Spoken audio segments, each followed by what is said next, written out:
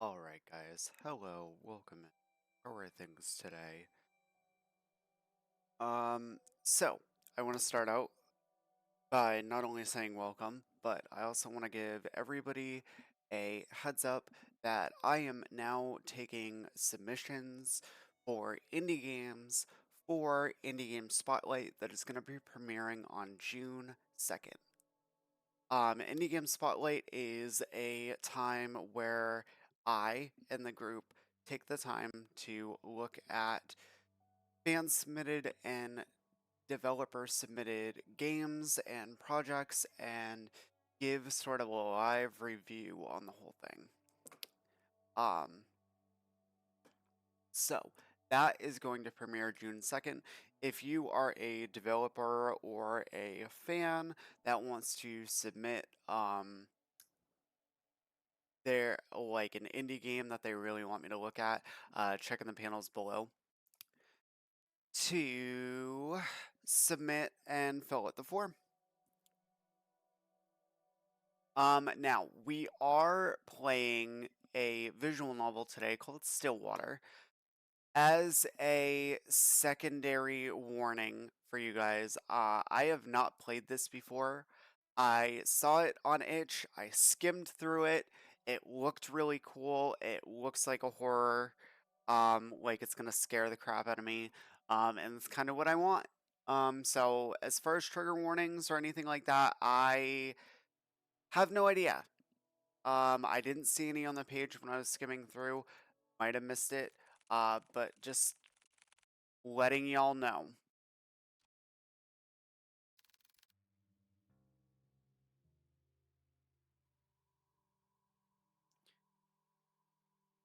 Um,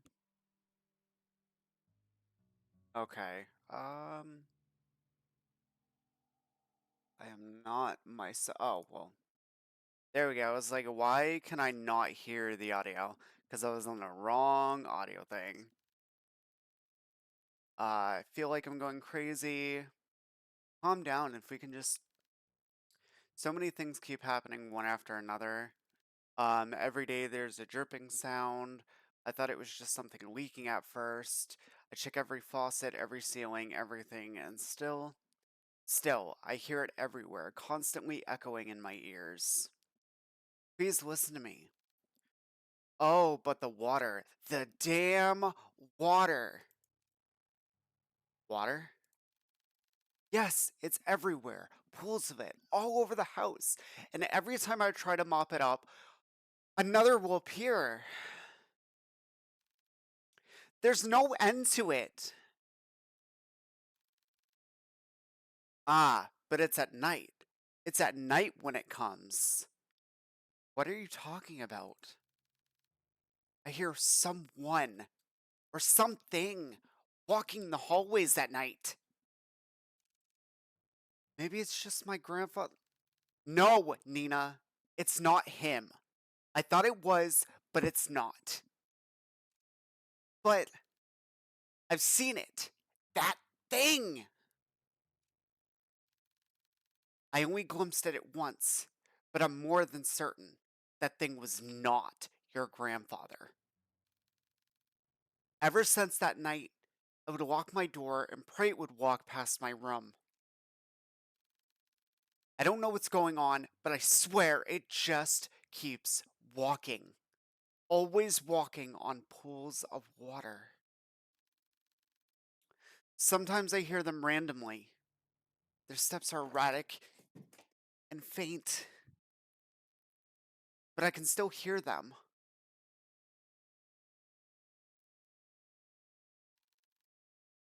Just this steady pace up and down the halls. But I think it's recently. No, it's no longer like that. What do you mean? Every morning, I follow to see where the wet footprints lead. It walks towards something more clearly than before. Walk down the halls, climb the stairs, turn corners. All of it, I'd follow. Eventually, the trail would just come to a stop. And it would stop right by your grandfather's room.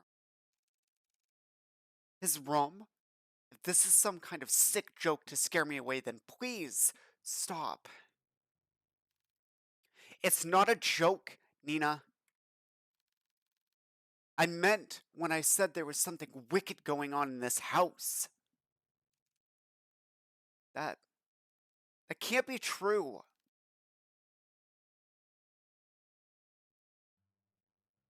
I know this is a lot, but you have to believe me. I can't stay here any longer. Sorry, Nina. It's, it's okay. I understand.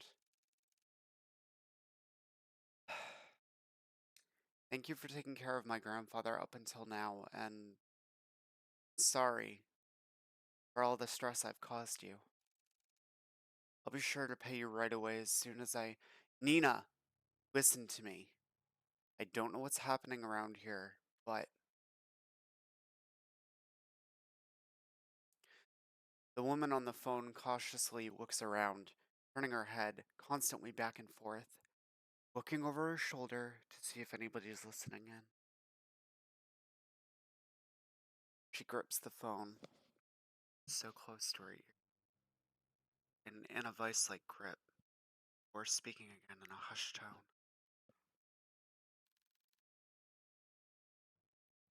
Something terrible is lurking in this house. I don't know what it is, but please, as soon as you get back, take your grandfather and leave. Leave this place. Leave? I can't just leave everything behind. We have nowhere else to go. Please, Nina. This place is not safe. The rumors, they're true. The curse is real. My family is not cursed. But Nina, at this rate, you and your family will. Enough.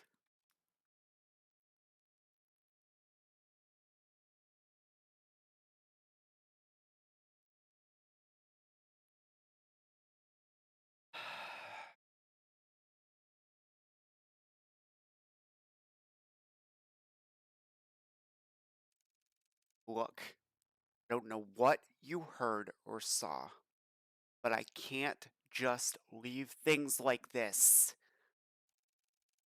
Whoever or whatever they will answer to me. I won't let them have their way. I don't have time wasting my energy on this stupid curse. So if you can't help me, then so be it. But I'll find a way. Nina, my grandfather's all that I have left. He is all that I have left.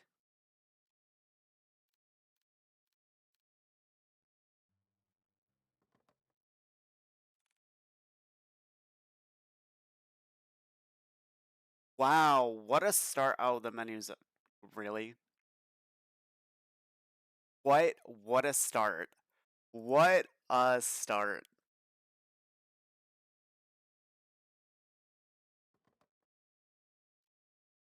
Amid a foggy morning, there sits a man by the corner of a booth.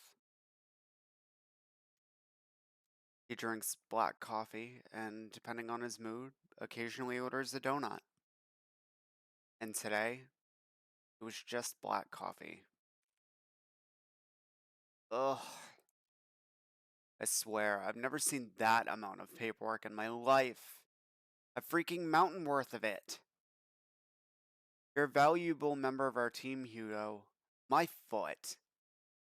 I'm starting to believe that I was bamboozled into joining their agency.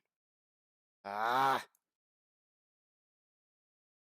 Hugo Laurent, age 30, takes a good look at his cup of joe and chugs it all in one sitting. Oh, side note, that would burn. That would burn. I really need to find a different job. As he contemplates his poor life choices, he looks out towards the early mist. There was something inherently terrifying about the fog to him, how it engulfs everything and nothing. Even if it disappears, it always leaves behind traces, proof of it remaining. Even in a quaint little town like this, I can't even run from my fate, I guess. Hugo finally stares at the compiled newspaper clippings he put together. Some of them from recent events, but mainly all were past headlines of missing persons. No matter how many times I see this, it's still just as hard to look at. Fixating case after case, he can't help but remind himself that there is a reason for all of this. An all too personal reason. Seeing strange things comes with a price. In the end, I'm the one doing this to myself.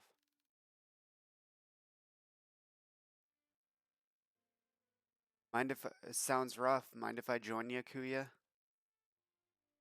An annoyingly familiar voice interrupts his train of thought. He slowly looks up to see the one responsible, although reluctantly. Good morning, Hugo. Hugo scowls and turns away from him, gathers his files, and shoves it back into the binder. Meanwhile, the tall man takes this as an initiative and sits at the opposite end of the booth. He greets the waitress by passing by and orders himself the hefty body breakfast special with an extra plate. As usual, the waitress is happy to oblige and goes back to the counter to relay his order. The man then looks back at Hugo, and he sees the empty cup and the now jumbled newspaper clippings.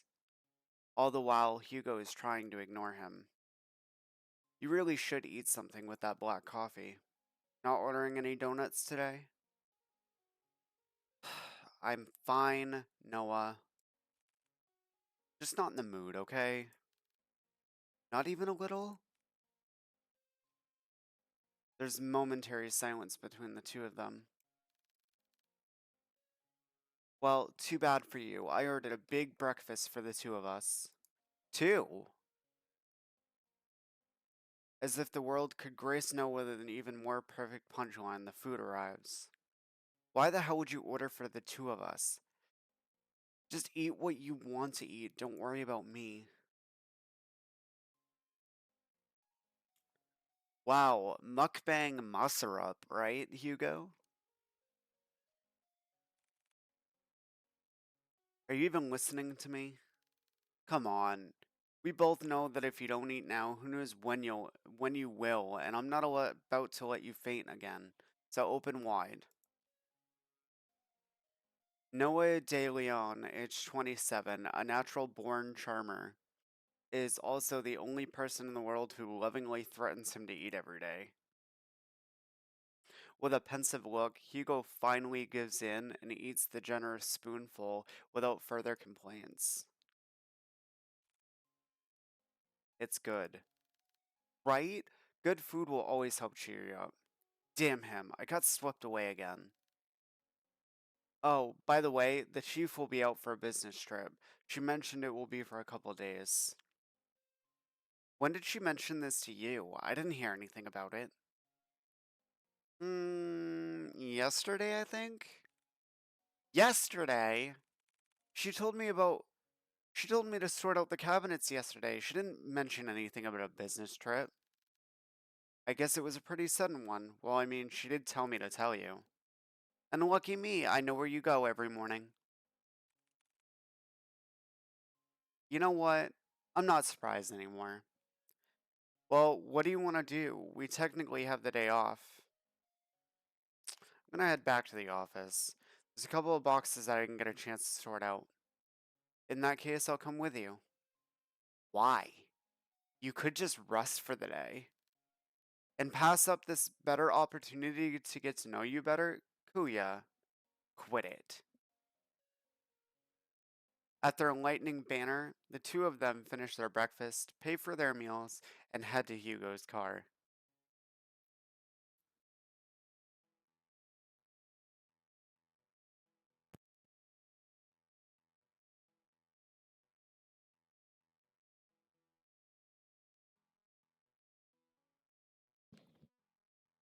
As Noah opens the door to the passenger seat, he notices a bloodhound sleeping inside. Aww. The big dog stirs at the sound of the car opening and lazily stares at Noah. Ah, I'm sorry, big guy. He then closes the door while trying to not make too much noise to disturb its occupant. Colby. At the sound of his name, his heavy-lidded eyes slowly peek to see who calls for him. His one and only partner, his human. As if he finally realizes who he is or where he is, the old bloodhound stirs up from his sleep, pounces at Hugo, and proceeds to wag his tail uncontrollably.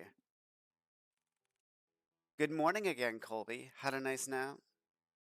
Colby, 8 years old, Hugo's most faithful and loving partner in crime, has the biggest tendency to just sleep all over the place.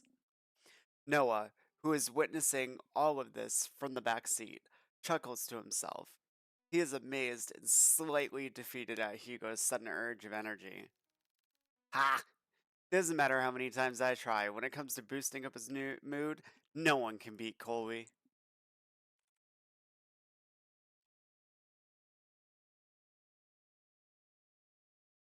The three head back to the office. The space is just the same as Hugo left it. A decent, organized mess.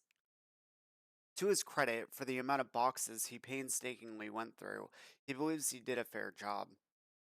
Albeit, it could have been better.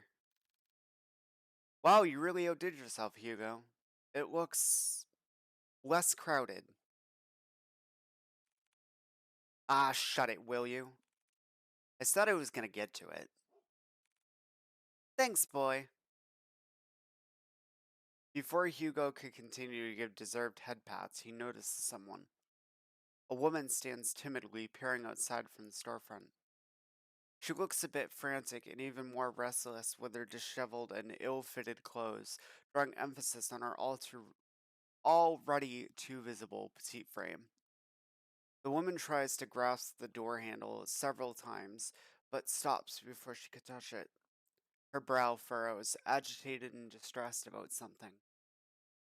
So much to the point it's preventing her from just simply reaching out for help. However, when she finally makes eye contact with Hugo, she immediately rushes in. I'm sorry. I know the sign is up, but I saw you come in and... Are you alright, miss? I need your help. My grandfather, he... Before she can continue explaining, Noah swiftly cuts in front of Hugo and intervenes, in all too practiced manner. It's okay, miss. We'll hear what you have to say. So why don't you sit right over there? Noah gestures to one of the empty seats. The poor woman hesitates for a moment. She clutches desperately to the strap of her purse, eyes focusing apprehensively on them in the gestured seat. After mulling over Noah's offer, he quickly glances back and nods. The woman then walks around towards the corner of the room and sits at the edge of the sofa. Her posture is wary and tense, giving no sign of comfort for even this brief moment of peace. Can you start off by telling us your name?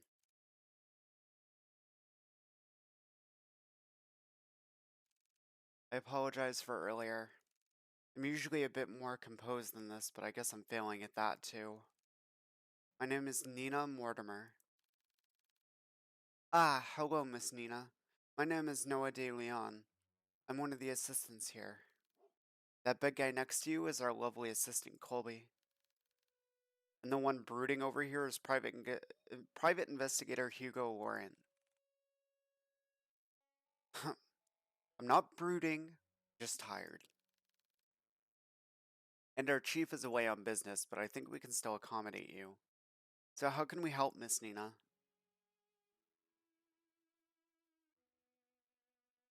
Just for a moment, Nina appeared more lax, more hopeful, maybe even relieved from this warm welcome.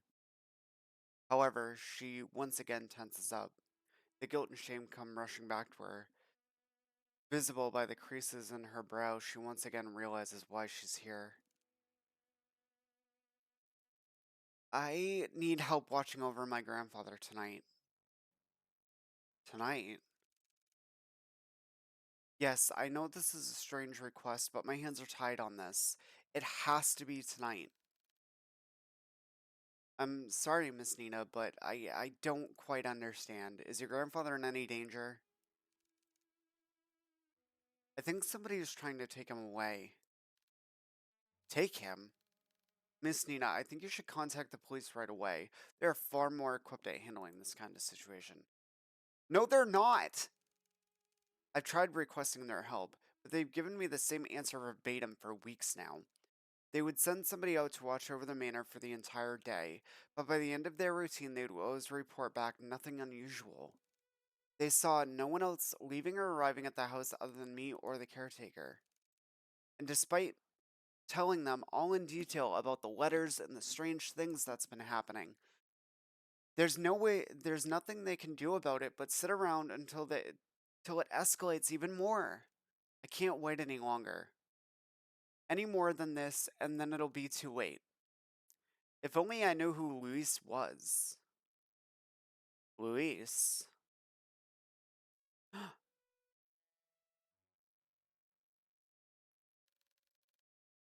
Miss Nina, who is Luis? Are they the ones that are causing all of this? Once more, she contemplates, her brow knit closely together as she bites her lips nervously. It's as if the words she wanted to say suddenly died out, too heavy to even utter. A mistake she can't take back. Before the silence stretches further, Noah speaks to Nina with a gentle and reassuring tone. Miss Nina, I know it's scary, all the things you've mentioned to us so far. Nobody should have to experience, especially by themselves. And I assure you, we'll listen to all of it. I promise. Wild and maniac eyes search deeply at them, trying desperately to discern any doubt or mistrust on their faces. However, all she sees are people willing to give their time to simply listen to her, to actually help her. From this alone, Nina looks to the side where her purse is and opens it. She takes out a single, slightly crumpled envelope with pigmented red wax seal pressed in the middle. Hugo can tell right away that the letter appears to be more worn out and unique. And yet, despite its delicate form, it remains well preserved and well kept, as if the letter itself was untouched by time, forever waiting to be opened. Grandfather has been receiving cryptic letters for the past month now. The letters didn't come with an address or the name of the sender, but this one is different than the rest. This had the name Luis on it. She hands over the letter, her hands slightly shaking. Nita's still avoiding his gaze, but he knows she is trying in earnest.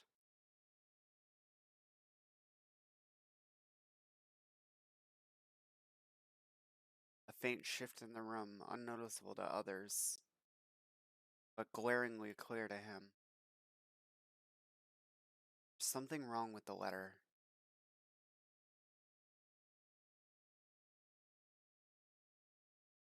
Hugo pulls back his hand in pain, like being struck by something sharp, so spontaneously, so memorable, that even if the pain disappears within seconds, a hint of it remains.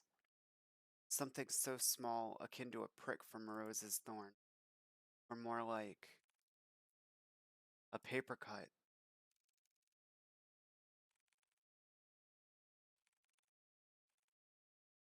It's not your fault.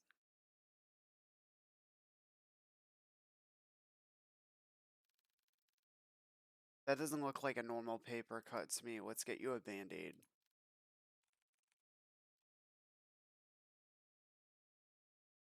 Um, for it to reach all the way out here with just a letter alone is truly terrifying.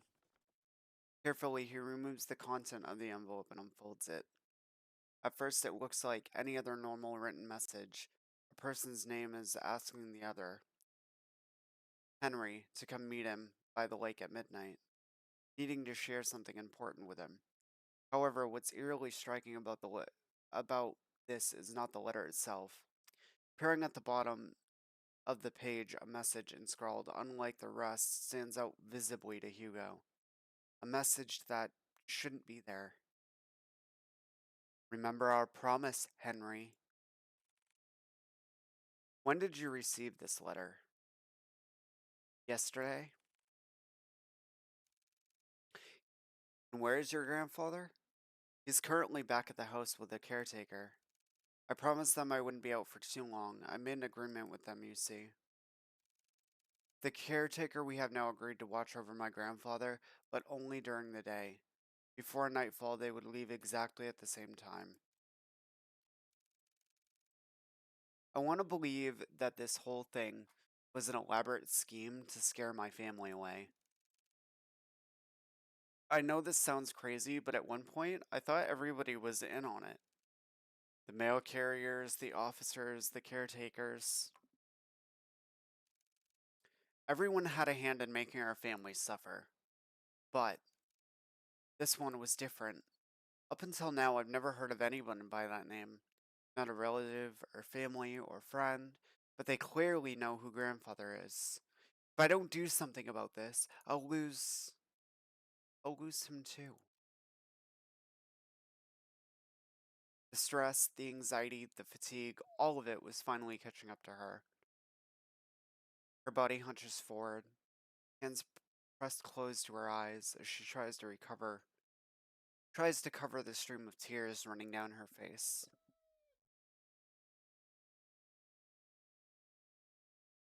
Colby sits closer to Nina while Noah fetches tissues for her. Hugo, on the other hand, is puzzled. She said this whole thing has been going on for the past month, but something doesn't add up. And before nightfall, I think there is more to this that she's not admitting. Whatever happened with the letter, I'm more than certain. Certain that whoever or whatever Luis is, they're coming for blood.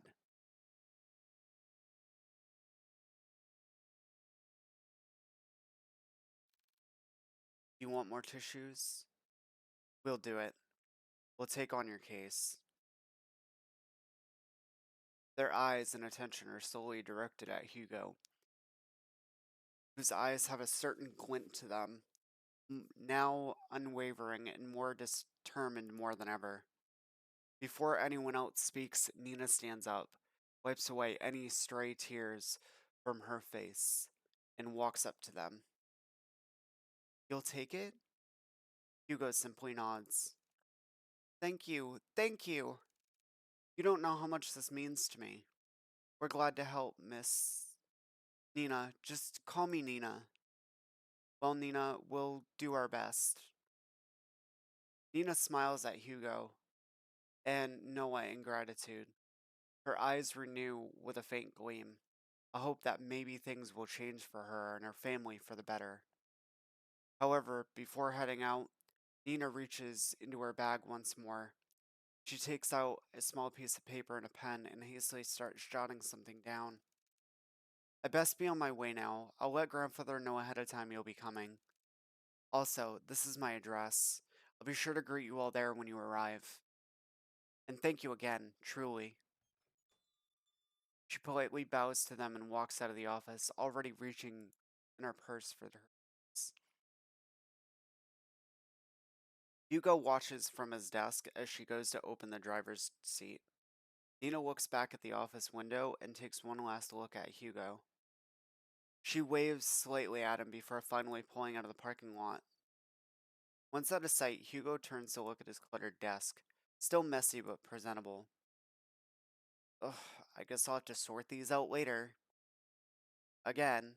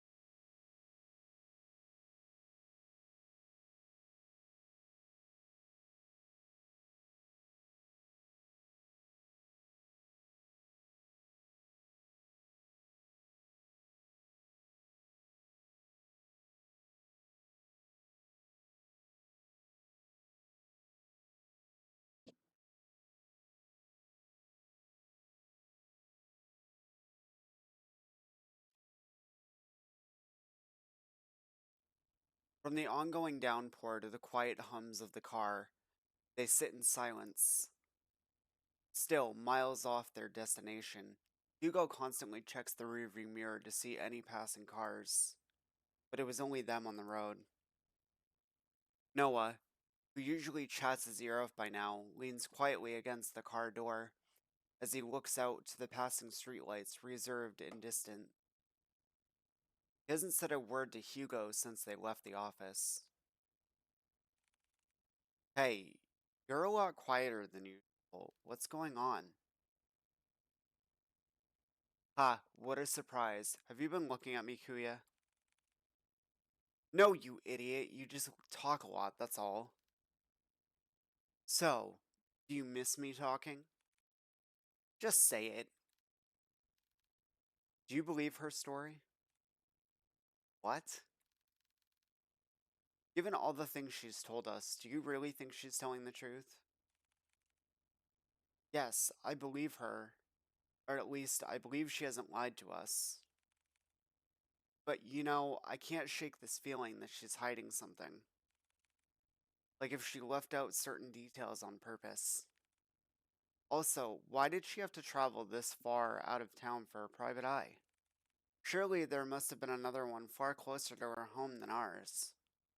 I just don't know how to explain it. As expected of you, Hugo. Are you making fun of me? No, not at all.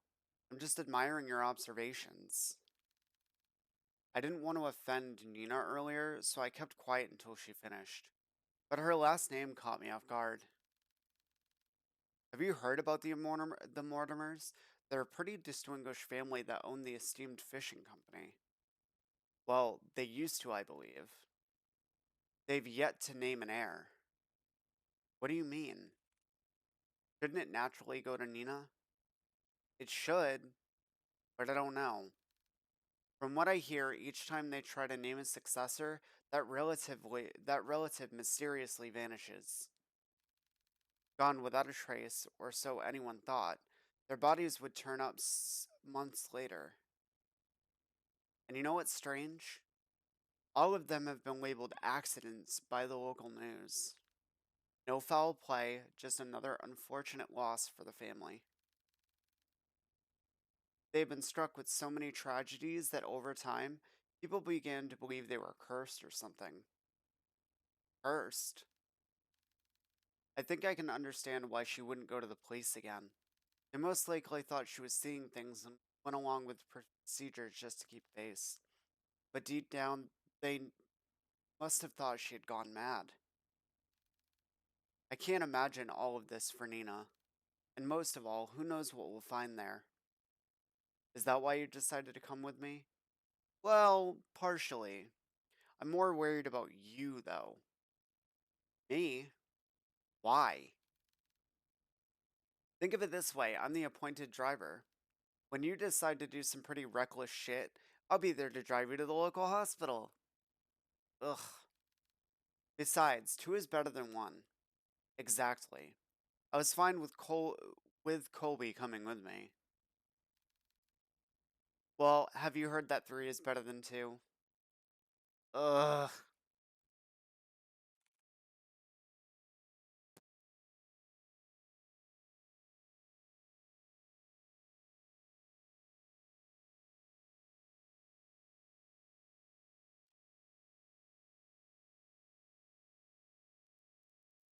Passing through countless dirt roads and steep cliffs, the estate can finally be seen beyond Evergreen.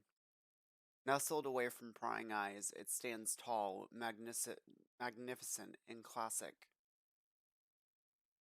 Truly a rarity only afforded to the privileged. And yet, with all its opulence, it looms from a distance. Hugo and Noah could only gaze at the sheer scale of the manor. Its grand stature topples easily over the dozens of houses they've drawn past.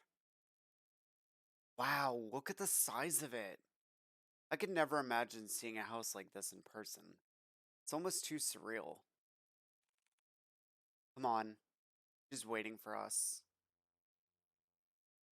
Immediately after exiting the driver's seat, a sudden sharp pain weighs heavy on Hugo's chest.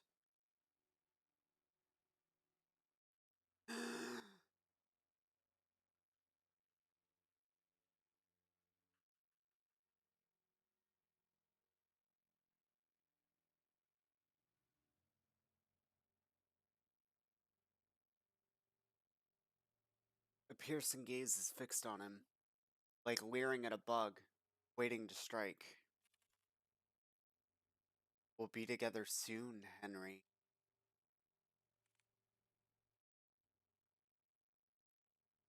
What the hell?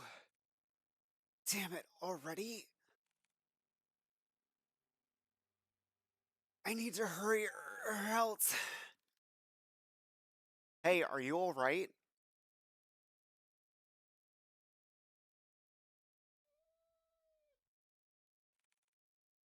Did you hear that just now? Hear what? That voice was so close to my ear and um is is everything alright? Oh, I'm fine. Don't mind me. Just a bit winded from our trip is all. I'd be happy to make you tea at the very least. If it's no trouble. Not at all. It's the least I can do. Once again, this little uneasiness from Nina surfaces. Before Hugo could get a chance to look further into it, she walks towards the front porch without saying another word. You sure you're alright? Sounded like you were choking earlier. I said I'm fine. Besides, we're already here. Can't back out now. Listen to me, I think you should. Noah abruptly cuts his lecture short as he notices Nina stopping by the front door. She stands by the door silently, contemplating something. Just like before, but this time she seems even more anxious. Whatever unease she tried to mask earlier becomes more apparent. The minute they walked closer to the front door, I haven't been quite honest with you, Detective.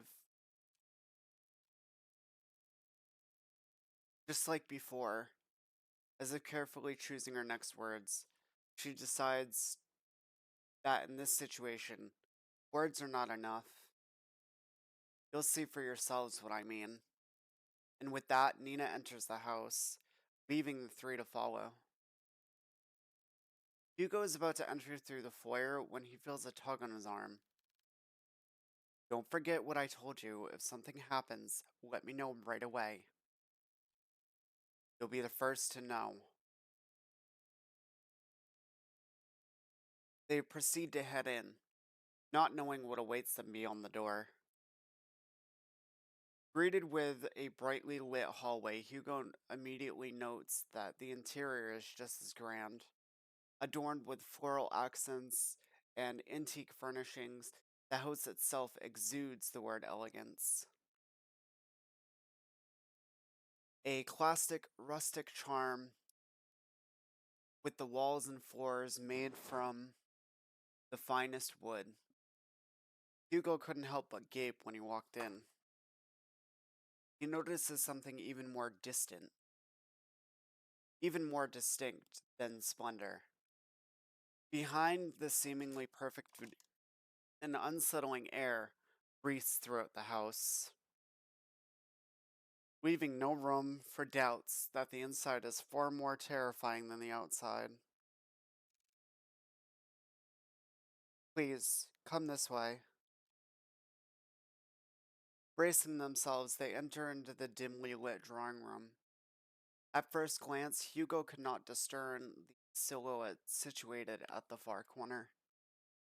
Only the sparse lighting from the window pierces a fraction of the room's darkness.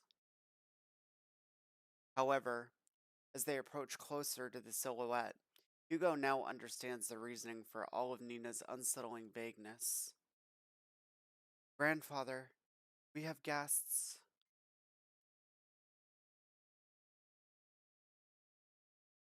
Sitting on the armchair is a very young man, not much older than Hugo or Noah. He is dressed modestly and shares none of the imposing presence of the manor. No, rather, such luxury does not even remotely reflect on the man before them at all. It is as if the flow of time had stopped only for him, while the rest had continued drastically without him. Just like the letter, timeless, delicate, and jarringly out of place. Staring only at the window, the young man sits there, dazed with little acknowledgement of the people around him. Still, motionless, like a doll. Grandpa, these are the people that I spoke of. This is Detective Laurent and his two assistants, Colby and Noah. They're going to help us. Even after introducing them to the head of the Mortimer estate, Hugo and Noah could not help feel unnerved. The man before them is supposed to be frail and older than any of them, and yet he remains forever changing, forever young. They've come a long way, so I'll be making some tea. Would you like some, Grandpa? He does not reply back, nor does he glance at Nina or anyone else in the room. Only fixated is his only fixated his gaze on the rain and nothing else. I'll be sure to make a cup for you too. She then timidly gestures to Hugo and Noah back to the foyer. Bearing more questions to follow Nina outside. Before they leave the drawing room, Hugo takes one last look at the young man. There's an all too familiar air about Henry Mortimer. His eyes, they're similar to his own. Whatever he must be longing for, Hugo knows it will never end well. Nina, that man. Yes, he's my grandfather, the one I asked you to all watch over. I know it's hard to believe, but Nina draws something from her pocket. It's an old picture of a handsome man with slicked back hair wearing the finest suits. The gentleman in the picture had a different air to him, one of wealth and power, none of which reflects all on the current Henry Mortimer. It's almost looking at two different people. This isn't much to go by, but believe me, they are the same person. Then why does he look so young? It happened a few nights ago. I was on my way to get a cup of water when I heard a loud thud coming from my grandfather's room. I was worried that something fell over, so I went to go check. When I opened the door, I found him collapsed on the ground. I rushed to help him up, but when I did, he looked so different. He wore the same clothes that my grandfather wore that night. And his face, I recognized his face. He looked younger. So many things were rushing through my head at that moment, and yet I knew he felt familiar to me. I know it sounds bizarre the more I talk, but that's what happened. That was also the same night I found the letter. It was next to him, already opened. I'm sorry for all of this again. No matter who I went to, they either said something was wrong with me or my family. With everything going on, they may be right. The pools of water, Luis, now this. I've been ignoring the signs for years, just blindly hoping that it can get better if I try finding solutions on my own. But that's not enough anymore. Maybe my family really is No, they're not. Curses aren't real. Detective? I think we easily get too involved in believing that sort of thing exists. In truth, ones who fixate on it make it their reality. Rumors, doubts, lies, all of it are things that we want to become real. Deep rooted emotions like that can't possibly be healed or fixed right away. But like a curse, those emotions drag other people down with them. Personally, I think you're caught up in all of this, but I assure you, we'll see it through. For you and Mr. Mortimer. Thank you. Good. Now, our first priority is to find out more about Lewis. Nina, the letter you showed us back at the agency, do you have it with you? Ah, yes, it's here. Do you mind if I borrow it for a bit? I'll be sure to give it back. Of course, but what are you going to do with it? I've searched everything on that letter and still couldn't come up with clues. I'll be using it as a reference or a guide, if you will. I'm afraid I can't discuss too much of the process, trade secret and all. Of course. I'll check upstairs. Noah, you and Colby check the ground floor. Before they leave to do their own investigations, Hugo grabs a hold of Noah's shoulder. He leans in close, enough for Nina not to hear. Keep an eye on Mr. Mortimer and Nina, especially Nina. I don't want her dragged any more than she already is. So whatever happens, keep her safe. Hugo, you. Fine, but remember yell for me, okay? I know. Thank you, Noah. I'm counting on you. You too, boy. With a final nod at them, Hugo goes towards the staircase and heads upstairs. Noah stares for a moment, longer at Hugo's back before he disappears into the first floor. He then turns to look at Colby. Well, it's time we get to work. Right, Colby?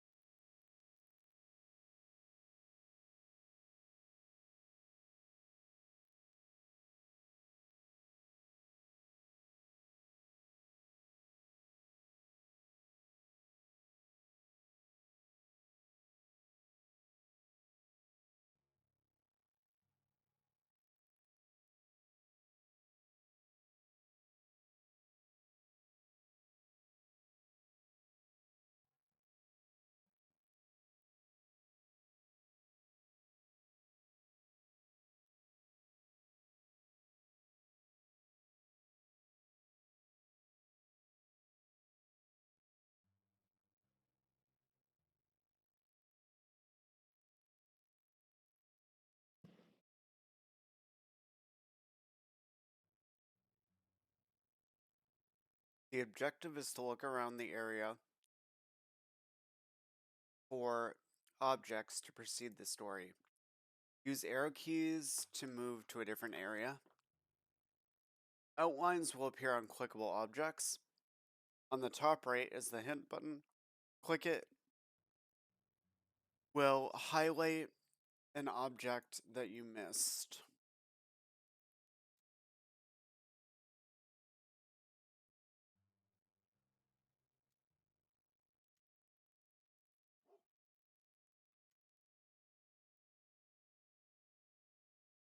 Okay, let's have a look around.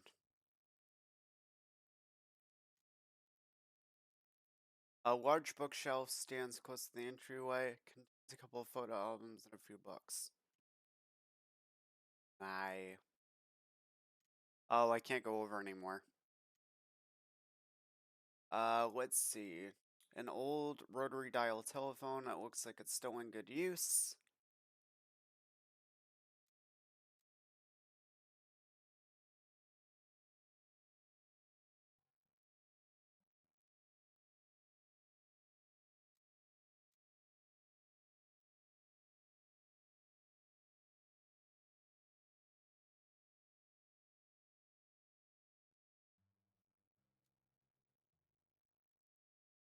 Let's see.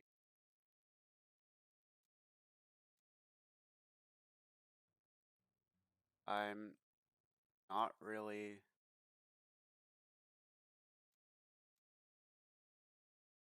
Gotta be here then, right?